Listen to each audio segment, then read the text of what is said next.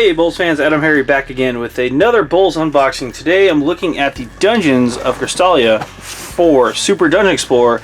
This is a tile pack, so it's got brand new tiles and a lovely glare as you can see there. It's got brand new tiles, it's got new enemies, which are these really cool slimes, which are actually really cute, and you can actually paint them up and just add the eyeballs, and it goes quite a long way. But you see here, it's just a tile pack expansion. It's 6 extra tiles. What was that? 12? Yeah, 12 slimes, some new effects, stuff like that. It's just a great addition to the game. Again, help spice things up and change up the gameplay. They keep adding these nice little expansion packs to keep the Super Dungeon Explorer kind of game growing and supported. So again, from Ninja Division and Soda Pop Minis. So pretty cool stuff. Each one of the slimes has a slightly different effect too, but we'll go through all that. Let me go ahead and open this up so we can get rid of that horrible glare and take a look at those really awesome tiles. Alright, I've ripped off the plastic bit there, and we've got their slimes everywhere. Oh no. Put the slimes back. Go away, slimes. Alright, we've got some tile deck cards here. We'll open these up real quick. Set those to the side. And then of course the tile pack here, which is also another plastic thing, which I'll get to in a moment. And let's go through the deck real quick. Let me set these to the side. What do we got here? So again, you see the minis to the side here. They're clear plastic, which is kind of a nice touch, being slimes and all.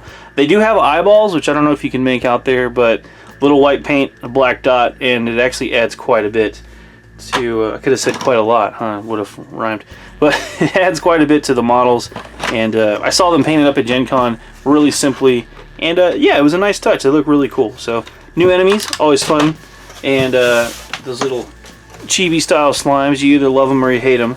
But you've got some different slimes here. So we've got the standard deck game version if you have the DM playing as the Dungeon Master again, who's going to control the enemies, and then we've got the arcade mode, which is where the AI deck handles them. So, and then we've got just some extra cards here that kind of explains the different terrain tile effects. So I'll run through these real quick. So we've got difficult terrain. So each square is difficult. It costs an extra movement point, so 2 movement points. And let's see here, chasm. Models cannot move through chasms. Models can draw line of sight through those. So obviously it's a big hole in the ground. We've got structure. Models can't draw line of sight or move through structures. Obviously it's a solid object. We've got a goddess here, which is if you end their activation adjacent to a goddess structure, they may remove 1 wound token. So that's a nice little healing effect. Let's get a blessing, and it just counts as a structure. Sentinel. Models that are adjacent to a sentinel add +1 star to defense rolls. Basically, the star is a success, so you want to roll lots of stars in your attacks or defense, and you don't want the bad guys to roll lots. You get a blessing again, so all that stuff, and it counts as a structure. You have a champion. This one adds +1 to offense rolls instead of defense rolls. Same as a sentinel, but for offense. We have brambles, difficult terrain, and it looks like poison as well. So each square of difficult terrain again costs two movements, and it's poison. A model suffering poison reduces its total number of action points by 1 down to a minimum of 1. So that could be bad. Spawn location. This is where when you're playing arcade mode, these are spawning points placed where the enemies pop out of.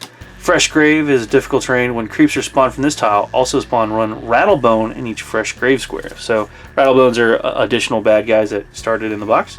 Secret passage. When a model enters a secret passage square, immediately place it in any other unoccupied secret passage square in the dungeon. So there you go. We'll go through these slimes real quick. They're pretty basic things here. So we have a citrine slime. So it's the yellow guys. They're looking like kind of fast with 5 move and one attack, which is really just the goop attack here. Hero may not benefit from citrine equipment. So basically, if he hits you, you can't use your yellow cards anymore. So watch out for that one. And I have a feeling that the rest of these guys are going to do a similar effect. So the emerald slime, emerald glop, invader. Hero may not benefit from emerald equipment. Hey, how about that? Same speed. Looks like the stats are the same too. They're not very tough. So Ruby can't benefit from Ruby equipment. There you have it. Shocker. So moving on from there, and then last but not least, Sapphire Slime. The stats are the same. the effect is the same, except it affects all blue equipment. So that could be pretty bad, depending on what your hero is equipped with. So you can, again, you can have one piece of equipment per color equipped. So there you have that. Same deal with these cards you see here. So we've got the Emerald Slime. I'm trying to get them all on the screen for you. Emerald Slime. Their little stats here: insignificant invader, and then the type of goop they are, and they have a range attack, and they just kind of get you. So again, they're kind of meant to swarm and be speed bumps and stuff like that. So this is for the arcade mode with the AI deck, and the AI deck is going to trigger additional effects depending on what you have. So that's that. And then of course the models, we've gone through those. Let me go ahead and pause. I'm going to open up the tile packs and we'll look at all of those as well. Alright, I've got the tile packs opened up. You get 6 tiles total, and these are front and back, so you actually expand your collection by 12 tiles, which is pretty cool. They have the new effects that we went off earlier, so this looks like a Sentinel pack, or Sentinel tile here. There's different gems and stuff like that. These are all structures, difficult terrain, things like that. We flip it over, and again, depending on how your dungeon's laid out, stuff like that, you have the walls, which are impassable and can't block line, and they block line of sight. You've got the different entrances as well that connect to other dungeon tiles and stuff like that. So it's like a spawn point or something like that. So pretty neat. And then this tile, just more of the same. So these are all differently designed. Obviously, they're unique tiles, so they all have different effects and pretty cool. Pretty nice touch. They're all themed different rooms. You got the different colors and things like that. All high color. These, from a technical standpoint, these are the thick cardboard tiles. Are, they're gonna survive use. They're pretty tough. Don't set them on fire because I don't think they'll make it. But so there's the new Chasm cards there. So chasms don't fall in those. It's bad news. So you will probably not fall in there. But we have the little goddesses and healers and stuff like that. So yeah, like I said, it's 12 unique tiles.